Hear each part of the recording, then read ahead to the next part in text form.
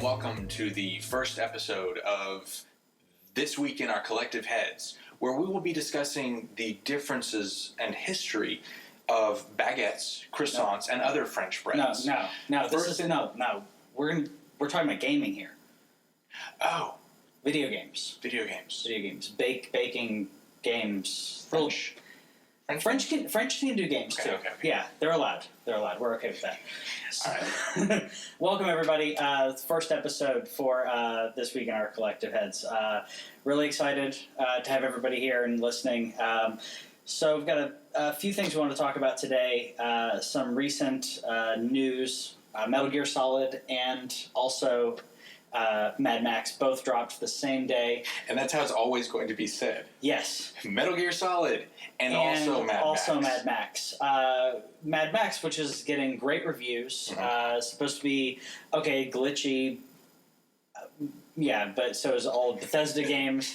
But it's supposed to be great, open world, just this huge, massive amount of replayability, or maybe not replayability, but amazing amount of things to do. Well, and one of the big things is car combat. Yeah. Like, we haven't really had a good car combat game since a couple of Twisted Metals ago. Yeah, I'll agree. I think that car combat, from what I've heard, is the best part of that game. As you can probably tell, neither one of us have played it. Yet. I will be playing it. I'm a huge Mad Max fan. New movie was amazing, but it's completely overshined by Hideo Kojima's last game in the Metal Gear series, which is extremely sad.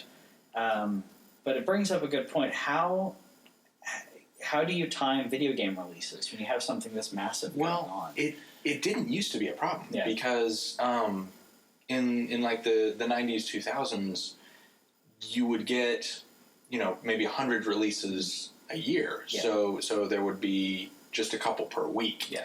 And so even if something was released at the same time, then they were still able to kind of go with each other, because over the next 3 weeks, only 5 other games would be in competition. Yeah, and we're talking about 5 games across 3 to 5 platforms, because you had you had Nintendo, Genesis, and then you had other competitors trying to get in the mark as well, and PC gaming. So you didn't have. Now we pretty much have 2. When it comes to console gaming, you have 2 giants and Nintendo on the side. But you have 2 giants that are competing with multi-platforms, and Nintendo consistently putting out good content, at least. But how do you put out? I mean, I think it's unfortunate for Mad Max, and I think it's going to be unfortunate later this year. Fallout 4 drops the same day as Tomb Raider, and Tomb Raider is. I absolutely loved the reboot of Tomb Raider that came out recently. I thought it was fantastic. They borrowed just the right elements from Uncharted and other games to say, let's create this amazing character and show her birth. Not even create, but recreate the character. Yeah. Because originally she was, the pointy boobs. Yes. And it was a decent game, but there wasn't the sense of adventure and exploration that they can do now with these environments and the various things that you get to do in the game. There's a lot more variety. She pretty much had no depth.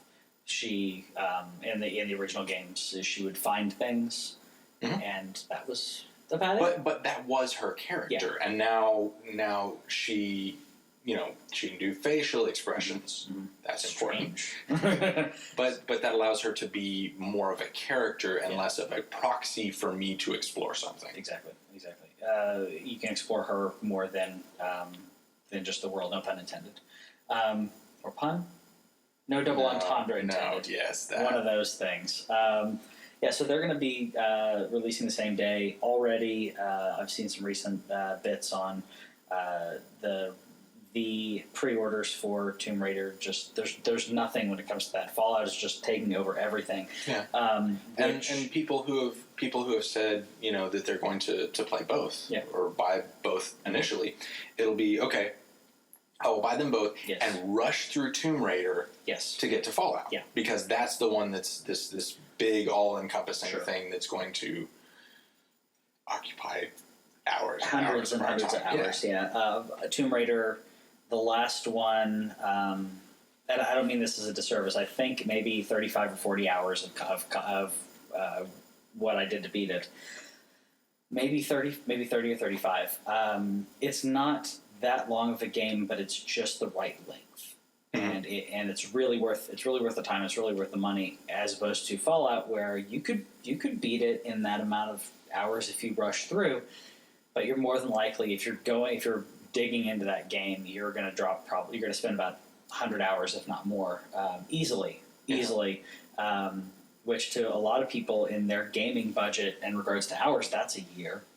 I mean, that can be a long time. Well, as a dad, I mean, I'm still working on. I'm trying very hard to beat Bloodborne. Yeah. And that's something that since February. Yeah, but it's Bloodborne. We're not talking. Well, but the other thing is that there are some games that you can just kind of go through once, and it's like Tomb Raider has. Like, there's little side things that you can do, but for the most part, it is a linear story, point A to point B. Sure. And there's some upgrading involved, but not much. Right, but I mean, but what I'm saying is that there is a path through the game. There is. And games like Fallout and Bloodborne, there's like hidden things off to the side, and if you're really paying attention and you're willing to invest the time and the mental. Scratch that. if you're willing to invest the time and really dig beneath the surface, there's more to find there. And I didn't really find that to be the case with Tomb Raider. Yeah, I'll agree with that. There's sections of Bloodborne that I completely missed that I'm going to hit on my new game. Plus, I did. Apparently one of the best sections of the game. Canehurst. I blew right through the only the time where you can access Canehurst, because you can only access it, no spoilers, you only access it after a certain event in the game, and after that event you have to go to a specific location in the game, which you're essentially going back to. Right. Because I never went back to. And there's the item description says something obelisk. Yeah. It doesn't even indicate that it's hiding an area or anything like that. Another friend of mine actually missed the Unseen Village, too. What? How did you do... Hold on. Because he didn't get killed by the kidnappers. Okay. And if you don't get killed by the kidnappers, you don't find that. Yeah, you don't wake up and... Yeah. How does that... Well, I guess you can blow through hard, because you loop back into that. Right. He didn't get to it the second time, but he missed it the first time. Yeah, okay. That makes sense. I mean, and that's how it's going to be with Fallout. There's going to be so many areas that, like we'll play it and I'll be like, hey, did you find this? Yeah, did you find this? Yeah. And so coming up against a game like that you can just throw hours and time and invest in. Yeah. Going up against something like that, they're the same price. Yep. And so it's a value proposition. It really is. And while Tomb Raider is going, it looks like it's going to be an amazing game, and I'm going to be playing it. Whitney will be playing it as well. It's you don't have as much bang for your buck. Where Fallout, I'm playing New Vegas again right now. This is my because of course you are fourth run through New Vegas. Not beating it 4 times, but fourth time starting from the beginning, trying out different characters and different interactions. And this time I'm playing someone with no charisma who just shoots first and doesn't care about anything, which I'm not used to doing. So it's really, but you can play that game however you want. I'm really hoping Fallout's going to be that way, where I can do whatever I want. I can play the character, as a suave guy who talks his way out of situations, or I can just say, I don't want to talk to you. Boom. Well, and they've also talked about the city building and the customization options that are available just in the weapons. I don't even remember the number, but it was, dozens of options, hundreds of possibilities. Yeah. And so it means that you and I will have different experiences, and there will be more to talk about there. Sure. Because in a game like Tomb Raider or Uncharted, you're going through and you reach, you go through each part, and we can talk about, do you remember this moment? But I'm not going to have a story that you didn't also experience. Yeah.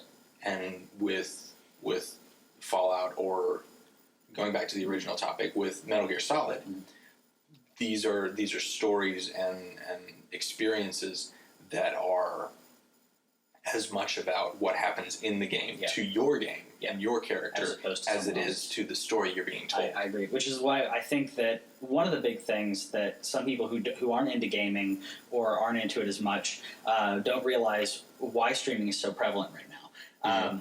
You can do a playthrough of that game that's completely different than mine, so Twitch and other venues are there for you to be able to Ustream. I don't know if people use it. It's a thing. It's an option on my PlayStation, but no. But Twitch and now YouTube Gaming, being able to share these experiences, to me, it's as close as you can get. And to me, it's arguable if it's the same thing, but it's as close as you can get to, hey, come over and let's play this game. It's a one-player game, but watch me play it. We all had that experience if you're around our age group. We're doing Legend of Zelda. Come watch me play Legend of Zelda, or take turns playing it. But now you have a story element that's not been there before. Your playthrough is not going to be the same as someone else's playthrough in a lot of these games. Yeah. Some of these are arguable, Call of Duty or whatever. We can get into skill discussions on that, or MOBAs where you're watching the same thing over and over again, but it's how the player decides to take a tactic or whatever. Right. But when it comes to Until Dawn, which has been fantastic, I've watched some playthrough, some streams of that. Bloodborne, I find, oh wow, that's an amazing tactic. I never thought of doing that. You're charging forward when he's attacking forward, and it works. Different amazing bits.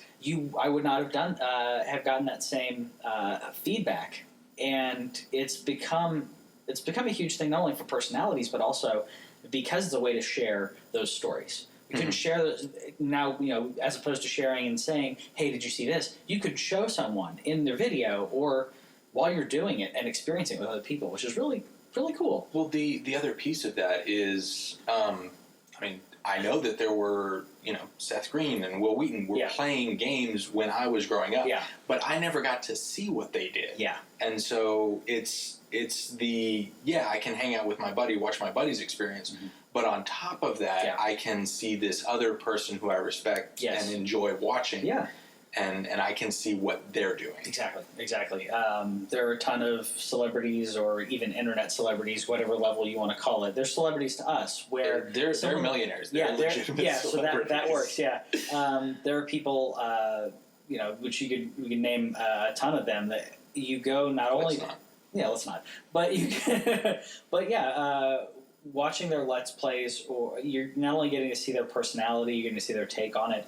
And getting to see, like you said, someone who we really respect doing your hobby. They're just like us, and it's pretty cool to see that. And so YouTube Gaming dropped. It was announced, not dropped, because it's not a thing you buy. YouTube Gaming was launched. Now, some people have been talking about certain personalities that were contacted earlier on. I don't know if you've heard about this. Certain personalities were contacted earlier on. I don't know if there was any money exchanged or if there was any quid pro quo, but essentially saying, we want you to stream on here. We know you stream on Twitch. Come to the dark side or the light side or whatever it is. The other side. The other side. I don't know how to feel about that. Everyone that I saw were people who are already on YouTube. So to me, I don't think it was an odd choice. But you mentioned PlayStation having a new option starting in 3.0, right? Mm-hmm.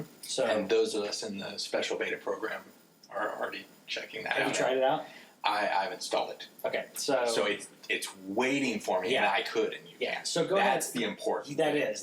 It's an option. So let's go ahead and. So the way that it's setting up is because Twitch will allow me to stream things, and then they get archived, and then I can upload it to YouTube, and it's this whole separate thing. Yeah. But YouTube is the one. I came onto Twitch for certain kind of funny celebrities. Sure. Yeah. But YouTube is the one that everybody knows. Everybody, even if you don't do gaming, everyone knows YouTube. Yeah. They have 1 billion accounts YouTube now. I heard recently, and maybe even more now. But well, I have 6 of them, so yeah, there you go. I'm helping. I have 3. They're for different reasons, but you have that many people watching, and it's not just gaming; it's everything. So you can hit. Well, the other element of it is monetization is much easier on YouTube because in order to be a partner on Twitch, you have to have X number of steady participants. You have to have consistently an average of 500 or more viewers. Yeah. I get 3. Sure. At this point. I get around that. I've had some times that spike up. That spike up to 7 or 10, and but and you're like, these are not numbers. That's really cool. No, it's not. I mean, that's nothing. It's a personal channel. It's not even a on that channel is a personal channel. We're also launching a Twitch channel as well.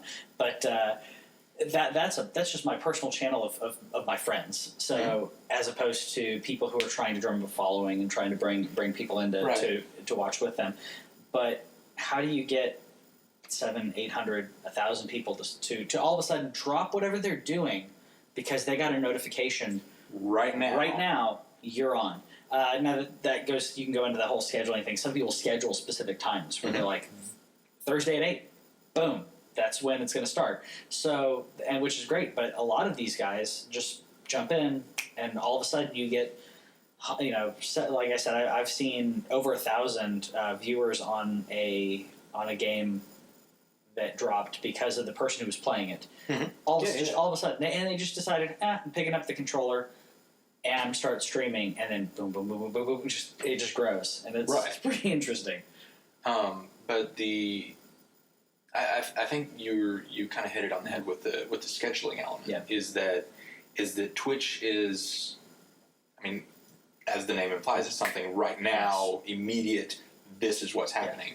YouTube, whereas you can announce, right? YouTube gaming, you can announce, and you can get residual, so people can say, "Hey, did you see this thing? Let me shoot you a link, and you can watch it later, and it doesn't disappear after 60 days." Exactly, and which Twitch does unless you archive to YouTube, which means that you're essentially splitting your viewership. Now, hardcore people are going to be subscribed to both, but your casual people who just stumble on, they might not have a Twitch account. They might not have a YouTube account. I think most people do, but either way, you're splitting it, and you're saying, here, go to both of these places. See it live here, see it archived here, and it's this hodgepodge. Or saying, let me see, I saw this guy on Twitch. Oh wait, no, that was 2 months ago. Yeah. Where did it go? The other piece of it is, and I know that this is something that a lot of people have talked about, but Twitch's chat being 40, 45 seconds behind makes it really hard to interact on or react to something that's happening right now. Yeah. And I haven't gotten a chance to try YouTube's chat, but I have seen a few live events, and it seemed this is entirely subjective, but it seemed to be a lot quicker on the uptake. And for me, that's my main problem with Twitch is that I want to be able to say something and react to what's happening now and have it get out there. Because, like, if I'm watching on my phone or whatever, then it's going to take me, 10, 15 seconds to put that in. Then it goes, and it's a 45-second delay, and then it's 15 seconds later he sees it. And so it could be 3 minutes down the line when my comment is reacted to, and it has nothing to do with what's happening now. Correct. Or the comment could be something either vague or slightly ambiguous, where you're referring to a specific situation. And in games, oh my gosh, I did not see that coming. And you've had 2 of those other moments that happen in between. And the person who's streaming, who you're having that experience with, the person who's streaming, you're giving that feedback and saying, "Holy crap, that was amazing what you just did." And then they see your comment, and they have to take a minute to realize what moment were they talking about. Well, and once it's reached that point, they are not.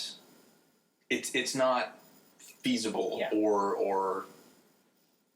It's just really not. It would disrupt the whole thing, and you would have to go back and be like, "What are you talking about?" Yeah. And go back, and it's the whole slowpoke thing. Yeah, where it's like this moment's happened, and hey, did you see that? No, we're past that now. God, and How's voice on that? Have you tried that yet on Twitch? Because you can add specific moderators and allow certain people to actually communicate that way. Have you seen that? I have not. Yeah. So most people don't use it. I think why would you? I think most people don't use it because you're an individual who's playing a game, and certain people are interacting. You don't want to take them out of the element.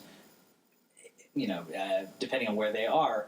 I think it could be used for moderators or that. Yeah, or you could, if you say that we're doing something together, and you're playing and I'm kind of announcing and keeping up with the chat. Yeah. That would be something that I could do remotely. Yeah, but I don't know if it's something that's done also in co-op. I'm not as big of a multiplayer guy when it comes to like MOBAs and that kind of thing. Not as big, meaning nothing. No, I've played them. Not my thing. Same thing with World of Warcraft in regards to Battlegrounds. I played the hell out of World of Warcraft. I love that game. I'm considering going back, but the Battlegrounds just didn't do it for me.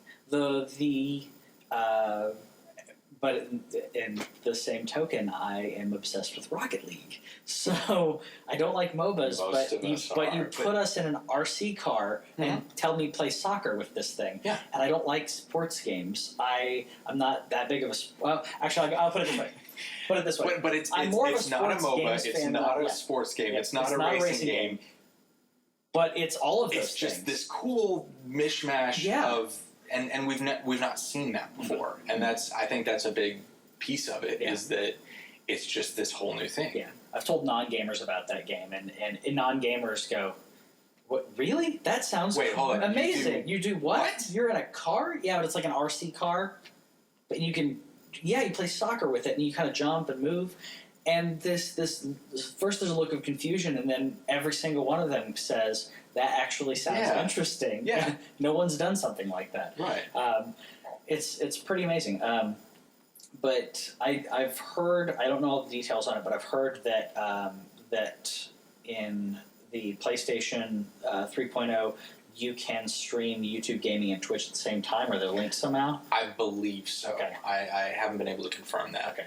So I want to get back into that, because if right now Twitch tune in next week. So right now, if you do a let's play or stream, whatever you're gonna call it, you do that on Twitch. You can then archive it to YouTube, which most people do shortly after to get your views in multiple places.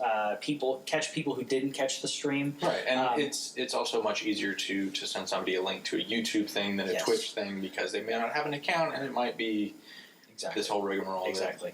But YouTube they just never get through. Go to it. And I'd say the majority of people right now, if you send, if they don't have a YouTube account, they have a Gmail account, and then you have both. So and even if you didn't have that set up, when somebody sent you a link, you click, it plays. Yes, exactly. And embedding is just, you can just link it on your Facebook. There it is. People can watch it right there. So right now you can archive that. But one thing I was going to talk about before 3.0 was announced, we were discussing different things we wanted that were interesting about YouTube gaming. I was going to say, right now, Twitch is the biggest name in regards to streaming. If you're streaming games, if you're live streaming games, that's where you go. Because YouTube, that's PC and Xbox and PlayStation. Exactly, and so now you have YouTube gaming, and as soon as it came out, I thought, okay, this is great for the PC crowd. How long is it going to take for the consoles to catch up? Who's going to do it? They're both going to. I mean, YouTube is big enough that they both need to. Both Microsoft and PlayStation need to. Sony need to do this. And then 2 years later. But YouTube gaming is announced, and then the following week, the details on 3.0 are announced, and beta's out, and in it, YouTube gaming. So we're already going to get that.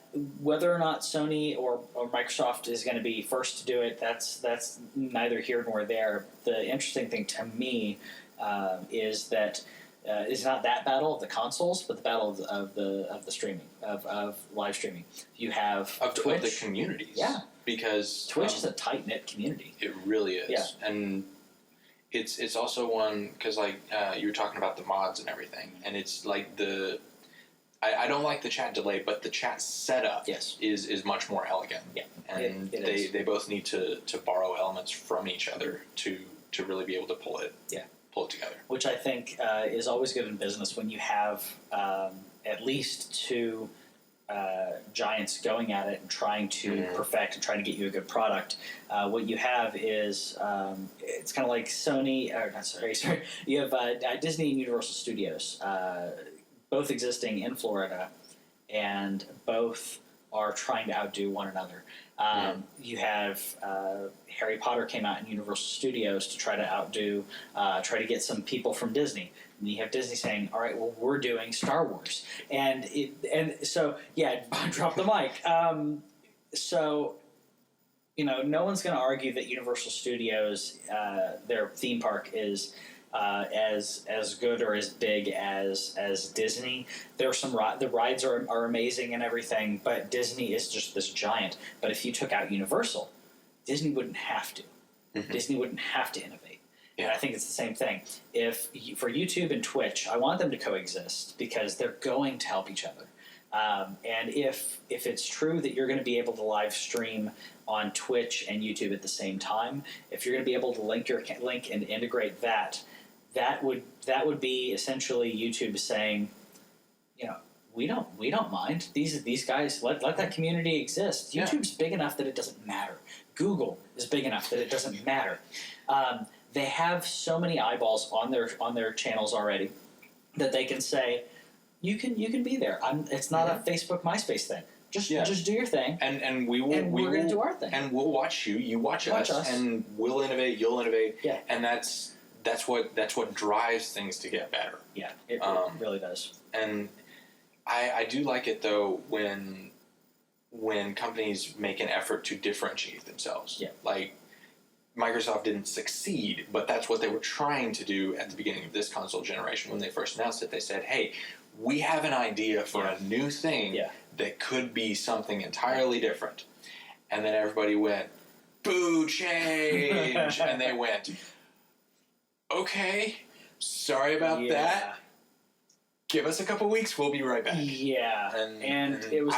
I've always wondered what it would have been like if they had stuck to their guns and presented the thing, because a lot of their ideas were interesting, but you have to be willing to sit through the backlash of change. You do. I think the big thing for that, and I guess this brings us on to our random other topic, but the big thing when it came to that launch was Microsoft said, "Here's all our details, and also your console has to be online at least once every 24 hours for you to get all this stuff."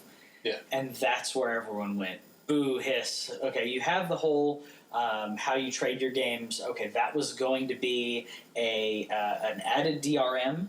I don't think it would have been as horrible as people could have imagined. It's not like trying to sell a digital game right now, which is this weird, like, how do you...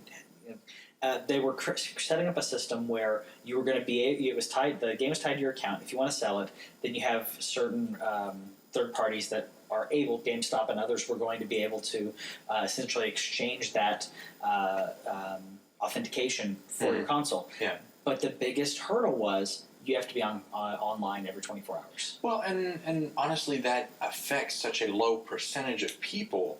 But it was the idea of it's always watching. There was also some of that over the Kinect. The Kinect's always going to be watching. Okay, well, if Captain Picard is going to be able to order Earl Grey hot, the replicator needs to be listening all the time. But that still makes people uncomfortable. Yeah, which my Xbox One does right now. I have voice commands on that, but the way that they re-architected that and the way it's only listening for certain things, and if it doesn't hear those certain things, it doesn't have a way to record them. Right. It's fantastic. But you mentioned that it affects a small amount of people.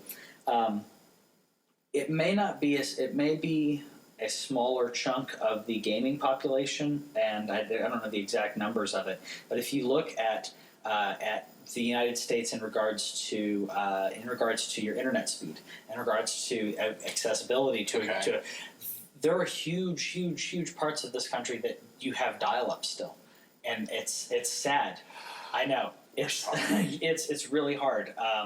Why am I apologizing? They can't see this. They might not be able to. I was recently visiting some family, and the availability of internet connections, and not only in what they can in choice, but in speed is just nil. Mm-hmm. Well, that's something that Epic Name Bro deals with. Yeah. Because he's a Bloodborne guy that he helped write the guide. He's one of my heroes. Dark Souls, Bloodborne, awesome stuff. But he was not able to, and still can't stream. Based on where he is in the country. Correct. He has to. He is only able to do YouTube. Yes. And upload it, later, like a day after he actually did the play. He's doing a capture on a PC, or he's probably using capture card. I think is what he uses. Right, it runs it capture card through the PC. PC records it, then you upload. Meanwhile, if you're in the Metroplex or certain areas, in large countries or large cities. I've got a 50 meg connection now. I think you have that as well. I can stream gameplay. I did this, and I felt like a glutton doing this. I was streaming gameplay, and I had YouTube playing on my laptop at the same time because I was hooked on a specific YouTube series. So I was listening to that while I was streaming. So I'm downloading and uploading. No stalling at all, no buffering, and to realize that some people like Netflix is like that's the Netflix. They could do standard definition and that's it. And we're we're spoiled in regards to where we are and everything. There are a lot of places that don't do that. So I think that's the big thing that people were worried about with Microsoft. And then you also have, if you have a console that is centered around this, what happens after the servers go down? It can't authenticate to the server, so are they going to send an update that lets you then play whatever game you want and then it becomes a traditional console? And if so, why not just have that already? Well, it also, the way that they presented it, it seemed arbitrary. Yeah. Like there were reasons for it, and that was one of the things that was necessary to put forth the vision that they had. Yeah. But when people are looking at just, you just hear this announcement. Out of context, and the internet does nothing well if not rage. Yeah, and I raged on it quite a bit. I'll admit it. I did not like that. I did not like the idea of a handful of things on it. I don't think that the console generation's ready for that. I think PC's kind of there for the most part. If you saw Metal Gear Solid, I don't know if you saw this again, back Metal Gear Solid, but if you bought the PC version of it, it essentially linked to a Steam download.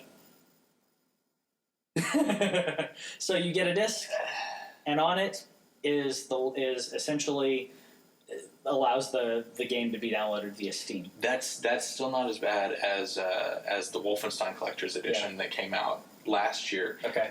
The collector's edition was $150. Didn't include the game at all.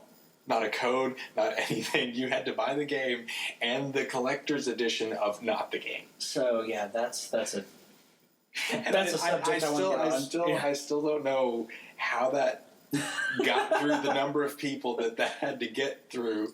Give a download code. I mean, how hard is that? Yeah. You're already paying for packaging for the rest of it, because that's the argument when it comes to all of this is you have digital versus physical media. Digital theoretically should be cheaper because you don't pay for shipping. You don't pay for all this. But and regardless of that, you have already paid for all of this packaging. You have a collector's edition that includes all these amazing things for whatever you're a fan of. Just give it a little slip in there. It's a little flyer. My Xbox came with ones for Assassin's Creed, Black Flag, and Unity. Just a little slip that cost them pennies to give me the code. I download. Win-win. Yeah. How hard is that? Neither one of us know. No, we do not. But one other thing that I think is kind of the elephant in the room when it comes to console gaming, and I know a lot of this is revolved around console gaming, but the elephant in the room right now when it comes to console gaming is Nintendo. Sony and Microsoft have continued pushing boundaries for consoles. So arguably, if you want to say they're doing as good as they should be doing, or if their graphics aren't as good as they should be for this generation, regardless of that, Nintendo is trailing behind, still profitable, but playing a generation behind or so in their technology. But they're playing. I feel like they're playing a different game. Yeah, because they are not trying to compete with the other two. Because Sony and Microsoft will take these shots at each other and be like, okay, they did this, so we have to do this. We do this to make them do, and so they're pushing each other in the competitive sense that we were talking about earlier. Nintendo has their own plan. Mm-hmm. There's not a lot of titles that are there, but when a game comes out from Nintendo, you're not going to have a day one patch, and the game's going to work. It's going to work, and it's going to be good. It's going to be great. Nintendo first party property is still amazing. Mm-hmm. Every single title has not disappointed. Mario Maker is coming out, or some people already have their hands on it and are playing it. By the time this launches, I believe it'll just be out. But you have essentially Nintendo pumping out games that are still their classic IPs that we all grew up and loved, and earlier and younger generations now are getting to experience in fantastic ways. My nephews, I think your daughters as well, and there's other generations that are getting to experience this beautiful, iconic, minimalistic, simplistic gameplay that is amazing.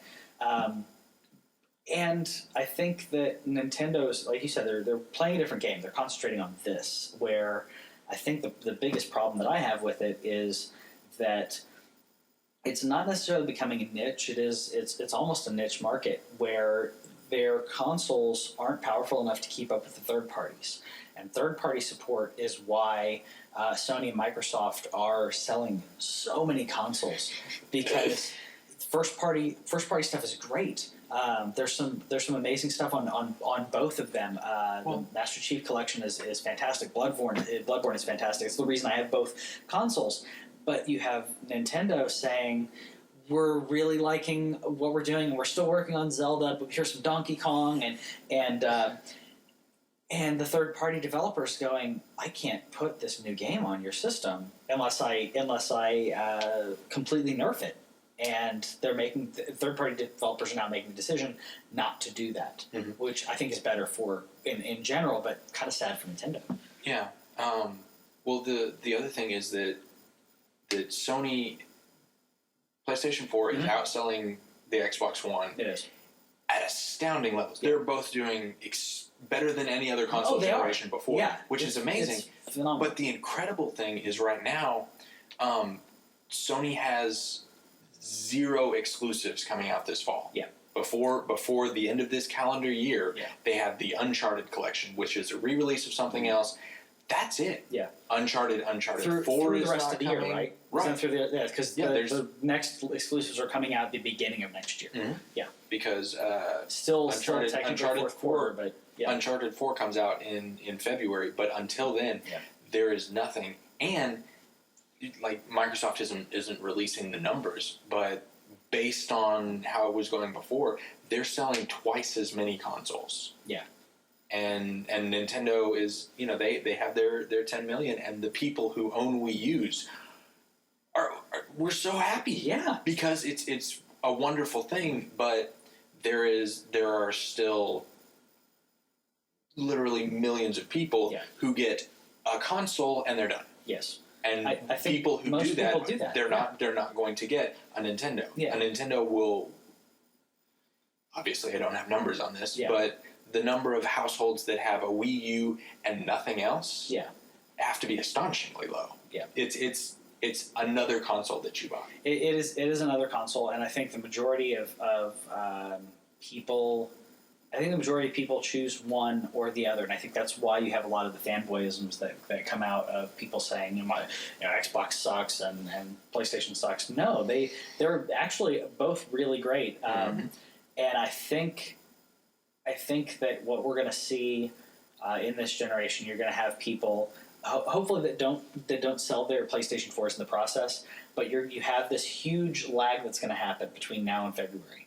And in regards to gaming, that's a huge lag. You're going to have multi-plats that are coming out and everything, but multi-platforms aren't going to get people that have already decided on what they want, already have some bias. You're not going to drive them to buy your console if they're going to buy something for Christmas. Right. It's either they've already decided, but if you want to sell them on something brand new and they haven't made up their mind already, Microsoft's going to blow it out of the water this Christmas season. It'll be really interesting to see how that plays, because they've been $50 cheaper and having astounding deals. Like they've had ones where you get 2 or even 3 games along with this console. That's $50 cheaper. Yeah.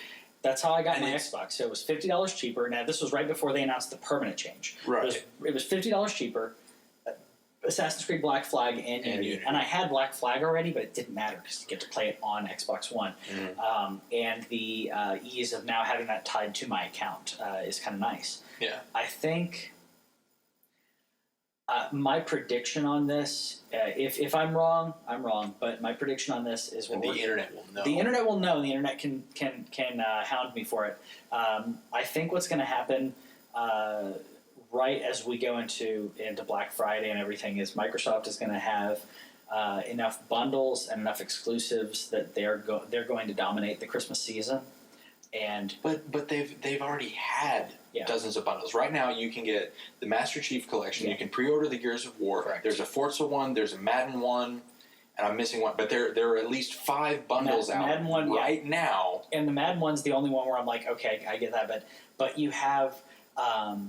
And PlayStation, Sony did the same thing, where they said, "All right, we're gonna bundle our PlayStation 4 with The Last of Us," which is great. But that's a previous generation title. The Halo, that is previous generation, and the generation before that's big titles. But I don't think that's gonna bring it. I think that if Microsoft does what I think they're gonna do, they're gonna bundle it with. They're going to either bundle, or it's going to be enough momentum that either Microsoft is going to hit the same numbers as Sony is going right now, or they're actually going to pull through. Now that's going to be different in the spring. That's going to be a different story. Right. But I think that it's going to bring. It's going to be enough for Microsoft to the lull of exclusives is going to bring enough for Microsoft to gain some traction again.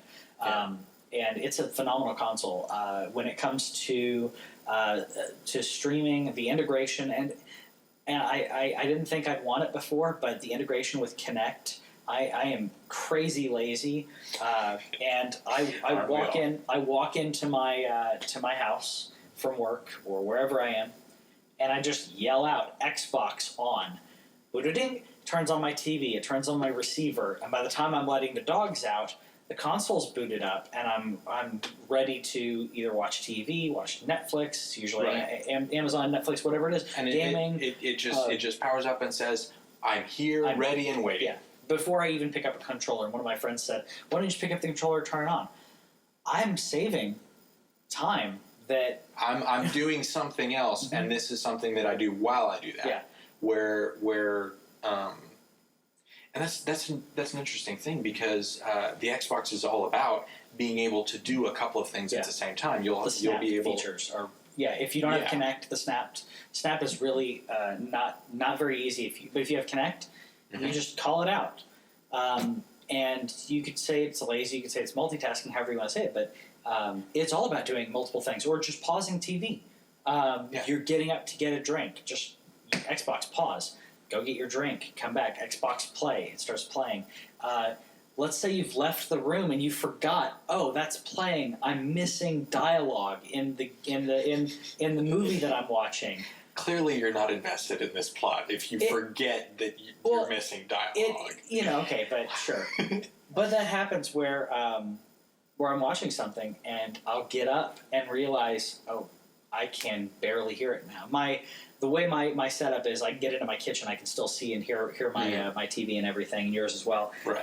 But if I have to go outside of the kitchen, you have this moment of, if I had to use a controller, I would have to go back into the living room or have the controller in my hand and remember to have my controller in my hand, and then not leave the controller. Not put it. Yeah, not leave the controller in the fridge or wherever I was. It's happened.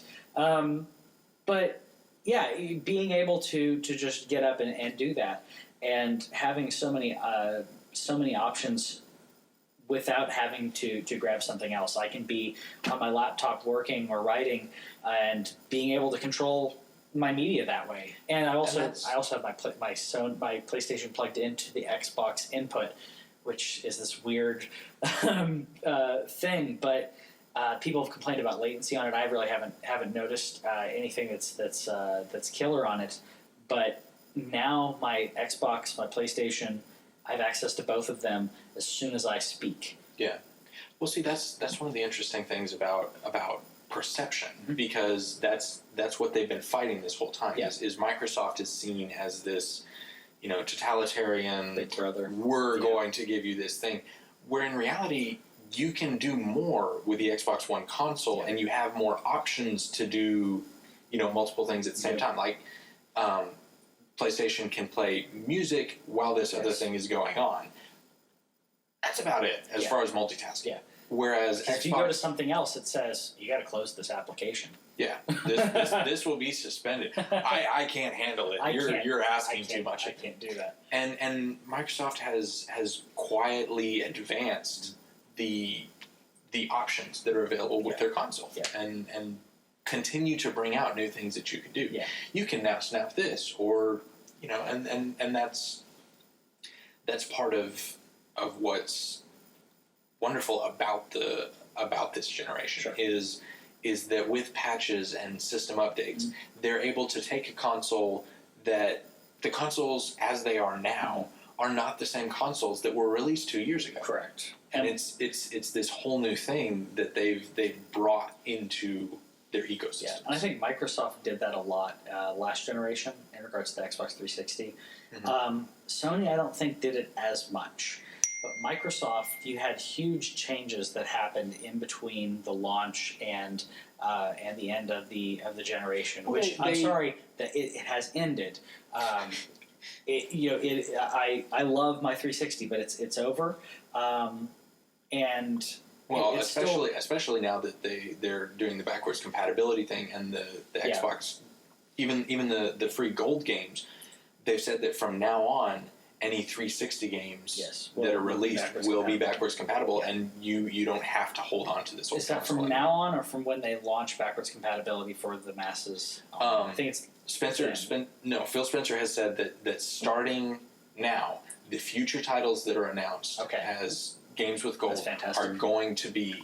Yeah. Now, he didn't specifically say they will be ready immediately when they come out, but they're going to be on your account, and they will be working to select titles that they will be able to do that with. Which kind of comes full circle. We were talking about Nintendo and how they can combat in this.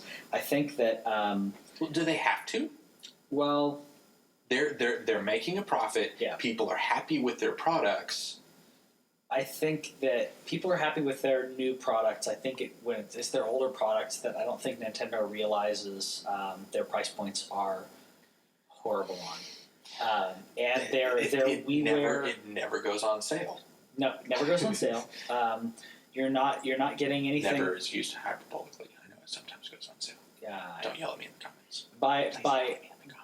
So by never goes on sale, I mean anything you really want probably isn't. You have some WiiWare titles that do go on sale, and they're usually third party games, which some of them are great, but on 3DS has some really cool stuff on it. But I think that what's happening is Nintendo doesn't realize you can package up, not necessarily to. I mean, you could even do it at the level or just above the level where Steam does.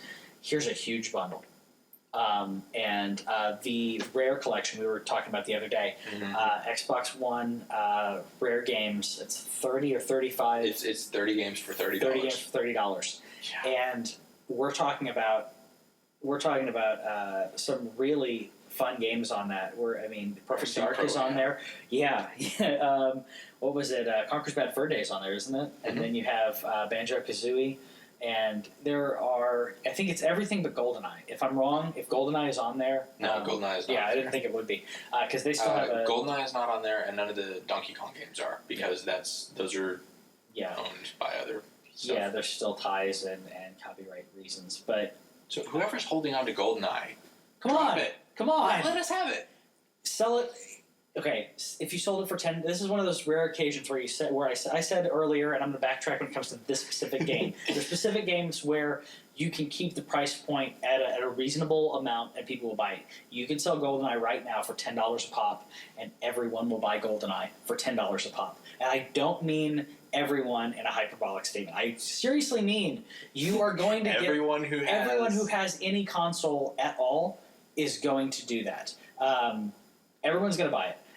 Now, and then we'll remember those controls. Yeah. It's okay. But we'll still smile and laugh, and we won't regret the time. Yes. And some jerk will get the golden gun, and then we will all shoot them. Yes, we will. And die. Or the guy will hide with proximity mines in the facility bathroom. Mm-hmm. And we all did it. Come on. Yeah. You just hide in there, and as soon as that person blows up, you put out proximity mines again, and then you go back up. Who designed that? The proximity mines spawn there. You get the proximity mines, you just chill. They can't get a kill, so they can't win. So there's your game tip for this week.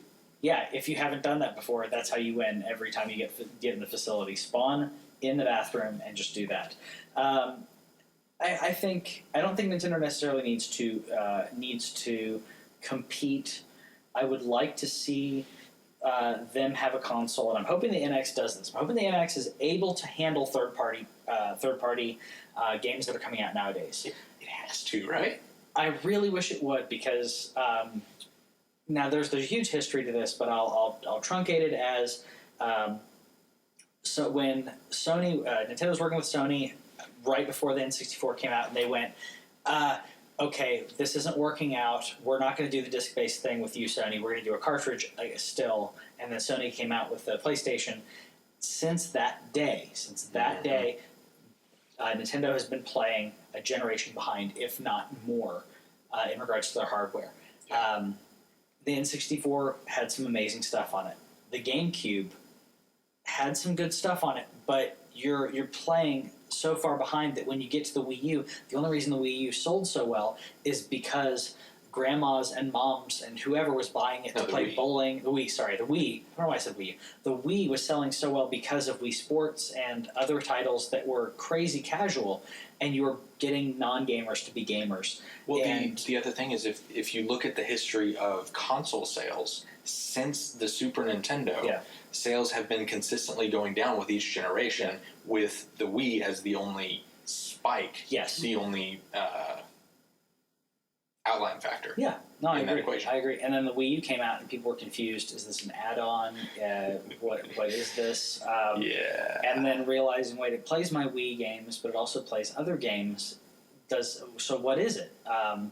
A lot of people thought it was an add-on. I had some friends who worked for retailers at the time, or do work for retailers, and they had to get people to understand, no, this isn't an add-on. Your controllers will work, which adds to the confusion. All your controllers will work, which is cool, but you named it the same thing. And it's not their job to sell your console. Yes. Nintendo, Microsoft, Sony, Alienware. It's their job to say, okay, this is what we're giving you. This is why you should want it. Yeah. And then you make your decision from there.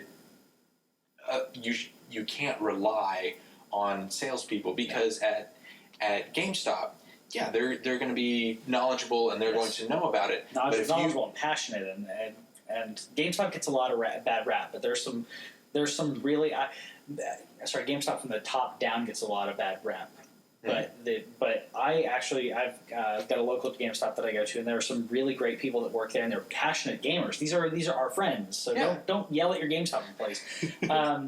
But they're there. It's not like a used car salesman or a regular car salesman where they come in and they're trying to sell you something. Right. They're coming in because you love something they love, and they're going to answer questions for you. You're going to have people that come in who are moms, dads, grandmas, or friends that say, so and so told me about this thing and it's like this. Oh, you're talking about Assassin's Creed. You're talking about this game.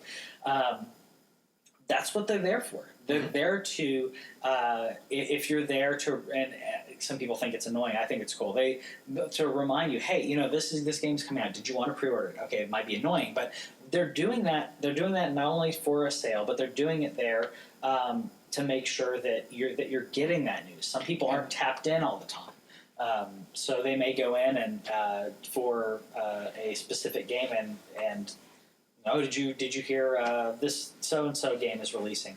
What, they're bringing that back? You may not know. Yeah. And going to tangent on that. But yeah. No, but we like GameStop. We do that. But like the GameStop employees are going to be knowledgeable. Yes. If you go into a Walmart or a Best Buy or whatever, and you try to buy a Wii U there, they're not going to be able to explain it, and that's like they might know. Yeah. They might give you the wrong thing, and neither one of you would know it until you got home, and that's an unacceptable barrier to entry. I agree. I will say that for the most part, if I go to Walmart, the people that are there, they know more about cell phones. That's the big thing they've been pushing right now. In the electronics department, they'll know more about cell phones. They'll know some things about technology as a whole. But when it comes to gaming, if I go in there and have a gaming question, you just kind of have to point, and then they get it for you. If I go into Target, it's been a little better. It may be just the area that I'm in, but Target's been a little better about that. But you're going to a big box store, and you're not going to get the same treatment. You're not going to get the same treatment as a store that is this is our love. This is what we do. Yeah, you might find someone who, and it's the same thing with the toy section. I go to the toy section, but you may find someone who knows what you're talking about. You may find someone that doesn't. So they might be there from clothing that day. Yeah. And having worked at Walmart, yes. I subbed in fabrics. I subbed in electronics, so I was okay with that. I subbed in toys, and I'm like, I think it's over here. Just kind of walk with me. I don't know. We'll look together. Yeah, but yeah, you're going to have a lot more passion when it comes to GameStop. So I think I kind of wrap up from there. But so tell us what you think about this. What do you think about Nintendo is coming up in a new generation? What do you think they can do better? Do you think they're gonna knock it out of the park with the next one? Do you think they're going to continue to play behind the game?